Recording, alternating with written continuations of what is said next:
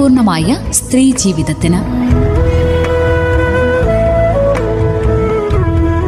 ആയുർവേദ വകുപ്പും റേഡിയോ മാറ്റുലിയും സംയുക്തമായി അവതരിപ്പിക്കുന്ന ആരോഗ്യ ബോധവൽക്കരണ പരിപാടി.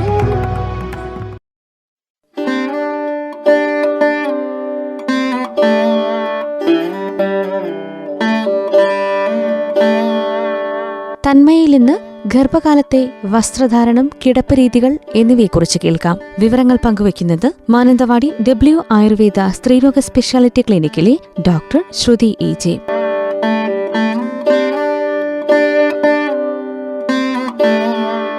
നമസ്കാരം, തന്മയുടെ പുതിയ അധ്യായത്തിലേക്ക് സ്വാഗതം. ഞാൻ ഡോക്ടർ ശ്രുതി. അപ്പോൾ നമ്മൾ പ്രഗ്നൻസിയിൽ ശ്രദ്ധിക്കേണ്ട ഒരുപാട് കാര്യങ്ങളെ പറ്റിയാണ് നമ്മൾ സംസാരിച്ചുകൊണ്ടിരിക്കുന്നത്. അപ്പോൾ ഇന്ന് ഞാൻ പറയാൻ പോകുന്നത് വസ്ത്രം, ഗർഭകാലത്ത് ധരിക്കേണ്ട വസ്ത്രത്തിൻ്റെ ഒരു പ്രാധാന്യം, ഗർഭകാലത്തെ കിടക്കുന്നതിൻ്റെ ഒരു ഇമ്പോർട്ടൻസ്, അതിൽ ശ്രദ്ധിക്കേണ്ട കാര്യങ്ങൾ, 2 കാര്യങ്ങളെ പറ്റിയാണ്. അപ്പോൾ വസ്ത്രം നമുക്കറിയാം, വസ്ത്രം എല്ലാവർക്കും വളരെ ഇമ്പോർട്ടൻ്റ് ആയൊരു സംഭവമാണ്. പക്ഷേ അതിൻ്റെ ഒരു ഹെൽത്തി മെഷേഴ്സൊന്നും നമ്മൾ പലപ്പോഴും കണക്ക് കൂട്ടാറില്ല, അല്ലേ? അപ്പോൾ പ്രഗ്നൻസിയിൽ പക്ഷേ വസ്ത്രത്തിന് കുറച്ച് പ്രാധാന്യം നമ്മൾ കൊടുത്തേ തീരൂ. എപ്പോഴും ഗർഭിണിയായിരിക്കുമ്പം ഒരു ഇളം കളറുകൾ സെലക്ട് ചെയ്യാൻ ശ്രമിക്കുക. വൈറ്റ്, ഓഫ് വൈറ്റ്, ക്രീം പോലെയുള്ള വസ്ത്രങ്ങളിലേക്ക് കൂടുതൽ ശ്രദ്ധ കൊടുക്കാൻ ശ്രമിക്കുക.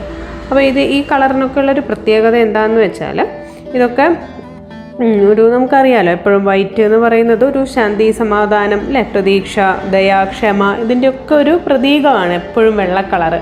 അപ്പോൾ അങ്ങനെ തന്നെയാണത്. ഒരു നെഗറ്റീവ് എനർജി, പോസിറ്റീവ് എനർജി ബാലൻസറാണ് ശരിക്കും വൈറ്റ് എന്ന് പറഞ്ഞാൽ. കറുപ്പിനെ പോലെയൊക്കെ എല്ലാം അബ്സോർബ് ചെയ്യാനുള്ള കഴിവല്ല വൈറ്റിനുള്ളത്, ഒരു ബാലൻസിങ് പവർ തന്നെയാണ്. അപ്പോൾ വൈറ്റ് ഒരു സ്പിരിച്വൽ കളറാണ്. അതാണ് നമ്മുടെ സ്പിരിച്വൽ ലീഡേഴ്സൊക്കെ വൈറ്റ് കളറ് സെലക്ട് ചെയ്യാനും കാരണം. അപ്പോൾ ശാന്തമായിരിക്കാൻ, സന്തോഷമായിരിക്കാനൊക്കെ വൈറ്റ് കളറ് ഒരു പ്രഗ്നൻ്റ് ഗർഭിണിയെ സഹായിക്കും എന്നുള്ളത് ഒരു വശം തന്നെയാണ് അതിൻ്റെ. അതുപോലെ നമുക്കിപ്പോൾ ഓറ, നമ്മുടെ ശരീരത്തിനൊരു ഓറ ലെവൽ ഉണ്ടെന്ന് പറയുന്നു. അതിൻ്റെ ഒരു റേഡിയൻസ് ഒരടി വരെ കൂടാൻ വൈറ്റ് കളർ ഇടുമ്പോഴാണ്, ഒരടി വരെ, അതൊക്കെ നമ്മുടെ ഒരു എനർജി ലെവൽ തിങ്കിങ്ങിൻ്റെ ഒരു ഭാഗമായിട്ട് ഇതൊക്കെ നമുക്ക് അതിനുള്ള സാധ്യതകളെല്ലാം ഉള്ളതാണ്. പിന്നെ ഇതിൻ്റെ ഒരു ഹെൽത്ത് ബെനിഫിറ്റ് എന്ന് പറഞ്ഞാൽ ഒരു സൈക്കോളജി ലെവലിലല്ലാതെ അമ്മമാരിൽ ഒരു വൈറ്റമിൻ ഡി ഒരു ബാലൻസ് ചെയ്ത് നിർത്താനും, vitamin D deficiency white colour ധരിക്കുന്ന അമ്മമാരിൽ കുറവായിട്ട് കാണാറുണ്ട്. അത് വൈറ്റമിൻ ഡി സഫീഷ്യൻ്റ് ആണെങ്കിൽ തന്നെ ഒരു ഓവറോൾ ഹെൽത്ത് നമുക്ക് കൂട്ടാൻ സാധിക്കും. അതുപോലെ വൈറ്റ് മാത്രമല്ല, വൈറ്റും കോട്ടണും ആയിരിക്കണം ഡ്രസ്സുകൾ. അപ്പോൾ സൂര്യപ്രകാശം കുറച്ചുകൂടെ ശരീരത്തിലേക്ക് ഏൽക്കാനും പലതരത്തിലുള്ള ഇത്തരം ഡെഫിഷ്യൻസികൾ കുറയ്ക്കാനും ഒക്കെ വൈറ്റ് കളർ സഹായിക്കും. കുഞ്ഞിനും ഈ വ്യത്യാസങ്ങളൊക്കെ നമുക്ക് പ്രകടമായിട്ട് കാണാം. പ്രത്യേകിച്ച് വൈറ്റ് കളർ സെലക്ട് ചെയ്യുന്ന അമ്മമാരുടെ കുഞ്ഞുങ്ങൾക്ക് നിയോനേറ്റൽ ജോണ്ടിസ് കുറവാണ് എന്നൊരു പഠനമുണ്ട്.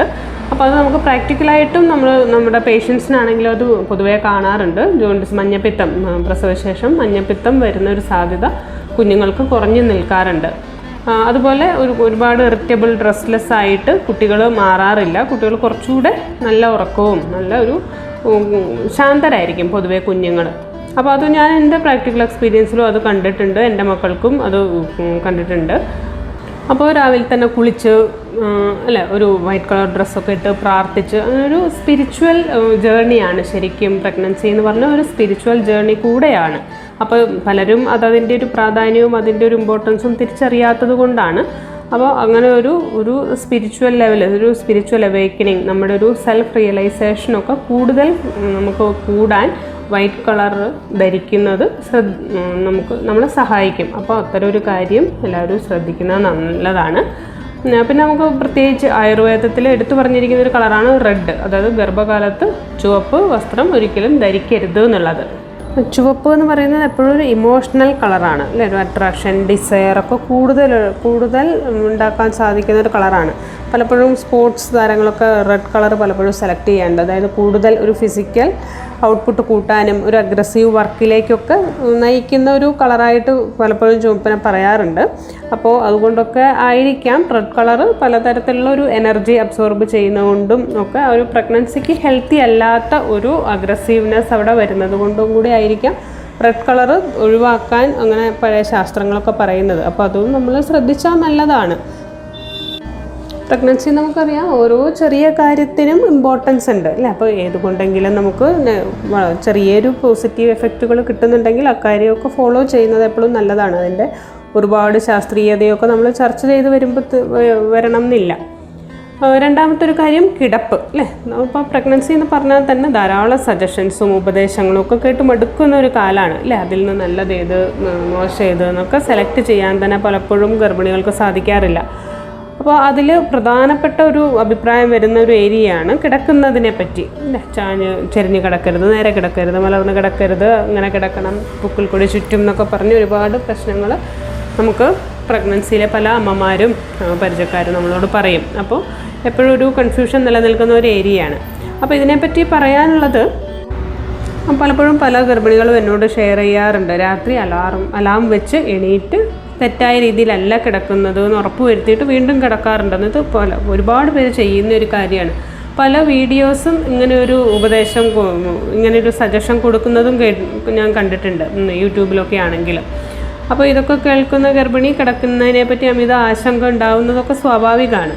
അപ്പോൾ ഏറ്റവും ആദ്യമായിട്ട് നമ്മൾ മനസ്സിലാക്കേണ്ട ഒരു കാര്യം, ഒരു സെൽഫ് സഫിഷ്യൻറ്റ് സ്റ്റേറ്റാണ് പ്രഗ്നൻസി എന്നുള്ളതാണ്. അപ്പോൾ പ്രഗ്നൻസി കൊണ്ടുണ്ടാവുന്ന ശരീരത്തിന് വരുന്ന ചേഞ്ചസ് ഒക്കെ ഓവർകം ചെയ്യാൻ ആ ശരീരത്തിനും ആ പ്രഗ്നൻസി സ്റ്റേറ്റിനും തന്നെ അത് സാധിക്കും എന്നുള്ളതാണ്. നമ്മൾ ഒരുപാട് കാര്യങ്ങൾ പുതിയതായി ചെയ്യേണ്ട ഒരു കാര്യമില്ല. അപ്പോൾ ഗർഭത്തിൻ്റെ ആദ്യ മാസങ്ങളിൽ ഒരു 3-4 മാസം വരെ എങ്ങനെ കിടന്നാലും കുഴപ്പമില്ല. കാരണം യൂട്രസിനോ കുഞ്ഞിനോ ഒന്നും അധികം വെയിറ്റ് വെക്കാത്തത് കൊണ്ട് കമന്ന് കിടന്നാൽ പോലും അത് കുഞ്ഞ് യൂട്രസിൻ്റെ ഉള്ളിൽ വളരെ സുരക്ഷിതമായിട്ടിരിക്കും. പിന്നെ നമുക്ക് എപ്പോഴും മലർന്നു കിടക്കുമ്പോഴാണ് ഒരു അപകടാവസ്ഥ പറയാറ്. കാരണം ഒരു പ്രഗ്നൻസിയുടെ ഒരു ആദ്യ പകുതി കഴിഞ്ഞതിന് ശേഷം 5-6 മാസങ്ങളിലേക്ക് കടന്നതിന് ശേഷം യൂട്രസിനും കുഞ്ഞിനും ഒക്കെ വലിപ്പം വെക്കുമ്പോൾ അത് താഴോട്ട് അമരുമ്പോൾ പുറകുള്ള ഹൃദയത്തിലേക്ക് പമ്പ് ചെയ്യുന്ന ഒരു വെയിൻസിനെ അമർത്തി കളയുന്നത് കൊണ്ട് രക്തയോട്ടം കുറയാനുള്ള ഒരു സാധ്യതയാണ് അവിടെ എപ്പോഴും പറയാറ്. പക്ഷെ അങ്ങനെ സംഭവിച്ചിരുന്നാൽ പോലും അത് ഹൃദയം കൂടുതൽ പമ്പ് ചെയ്യുകയും ബ്രീത്തിങ്ങിന് വ്യത്യാസം ഉണ്ടായി ഓട്ടോമാറ്റിക്കലി നമ്മൾ ഉണർന്ന് എഴുന്നേൽക്കുകയും പൊസിഷൻ മാറി കിടക്കുകയും ചെയ്യും. ഇതൊക്കെ അറിയാതെ തന്നെ നമ്മൾ പലപ്പോഴും ചെയ്യുന്ന കാര്യങ്ങളും ആയിരിക്കാം. അപ്പോൾ അതിനും നമുക്ക് അലാറം വെച്ച് അങ്ങനെ വളരെ കോഷ്യസായിട്ട് ഉറങ്ങേണ്ട ഒരു കാര്യമില്ല. ഉറക്കം എന്ന് പറയുന്നത് പ്രഗ്നൻസിയിൽ വളരെ ഇമ്പോർട്ടൻ്റ് ആണ്. അപ്പോൾ വളരെ ശാന്തവും സമാധാനമായിട്ട് വേറെ ടെൻഷൻസ് ഒന്നുമില്ലാതെ ഉറങ്ങാൻ ഒരു ഗർഭിണിക്ക് സാധിക്കണം. അപ്പോൾ കിടക്കുന്നതിൻ്റെ പൊസിഷൻ വെച്ചൊരു ടെൻഷൻ അവിടെ ക്രിയേറ്റ് ചെയ്യാൻ പാടില്ല. പിന്നെ സ്ഥിരമായി മലർന്നു കിടന്നു പോകുന്ന ഗർഭിണികൾക്ക് ഒരു കാര്യം ചെയ്യാനുള്ളത്, ചെരിഞ്ഞ് കിടന്നതിന് ശേഷം പുറകിലൊരു കട്ടിയുള്ള തലയണ വെക്കുക എന്നുള്ളതാണ്. അപ്പോൾ മലർന്നു കിടന്നാലും ആ ഒരു ചെറിയ ചെരിവ് മതി ഈ നേരത്തെ പറഞ്ഞ പ്രശ്നം പരിഹരിക്കപ്പെടാൻ. അല്ലാണ്ട് തീരെ ചെരിഞ്ഞ് കിടന്നില്ലെങ്കിലും ചെറിയൊരു വ്യത്യാസം വന്നാൽ തന്നെ ആ ഒരു ബ്ലഡ് ഫ്ലോ കറക്റ്റ് ആകും. പിന്നെ എപ്പോഴും ഏറ്റവും സേഫ് പ്രഗ്നൻസിയിൽ ചെരിഞ്ഞ് കിടക്കുന്നത് തന്നെയാണ്. അതും ഇടതുവശം ചെരിഞ്ഞ് കിടക്കുന്നതാണ് കുറച്ചുകൂടെ ബെറ്റർ.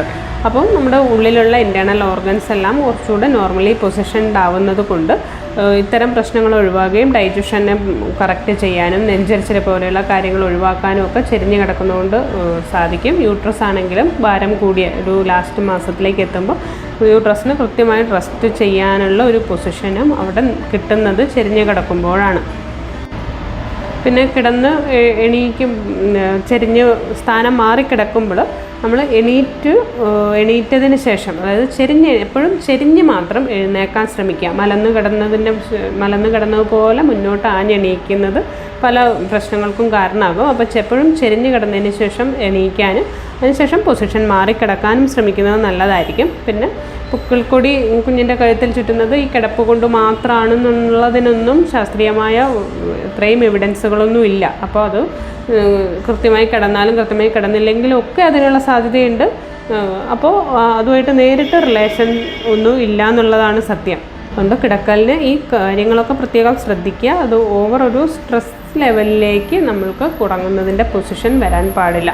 അപ്പോൾ നെക്സ്റ്റ് ടോപ്പിക് നമുക്ക് വീണ്ടും അടുത്ത അധ്യായത്തിൽ ചർച്ച ചെയ്യാം. നമസ്കാരം.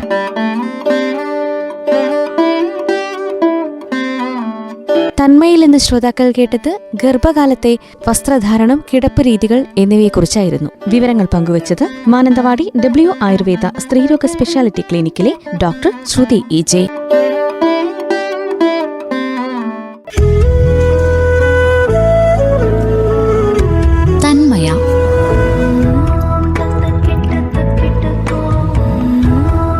ആരോഗ്യപൂർണമായ സ്ത്രീ ജീവിതത്തിന്. ആയുർവേദ വകുപ്പും റേഡിയോ മാറ്റുലിയും സംയുക്തമായി അവതരിപ്പിക്കുന്ന ആരോഗ്യ ബോധവൽക്കരണ പരിപാടി.